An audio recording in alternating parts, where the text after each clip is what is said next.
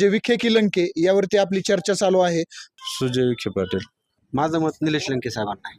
हे राळेगण सिद्धी हे एकमेव असं गाव आहे का तिथं शेतकऱ्याला सकाळी 6 ते संध्याकाळी 6 वीज मिळते. 6 ते 6 लाईट ही फक्त राळेगण सिद्धीपुरती आहे, कारण की तो सोलर प्रोजेक्ट हा राळेगण सिद्धीला आहे. हा झाला राळेगण सिद्धीचा भाग. इतर ठिकाणी तुम्ही पाहिलं का किती तरी शेतकऱ्यांच्यावर हल्ले झालेले आहेत, बिबट्याचे, वन्य प्राण्यांचे. कितीतरी शेतकरी मृत्युमुखी पडलेत, काहींनी आत्महत्या केल्यात. मग याला जबाबदार आपण कोणाला धरायचं? कारण की आमच्या गावात त्यांनी आजपर्यंत कोट्यवधीची कामं केलेली आहेत. त्यामुळे आम्ही लंके साहेबांच्या पाठीमागे आहे. आता देवरे मॅडम तहसीलदार होते, ते आमदार होते, त्यांच्यात काय खटकलं? देशाचा विचार केला तर मोदी शिवाय पर्याय अजिबात नाही. 60-70 वर्षात काँग्रेसशी काही केलं नाही, काँग्रेस काही करू शकत नाही. काँग्रेस हे नाव सोडून द्या. 2 मित्र होते, एक बीजेपीचा होता, एक काँग्रेसचा होता.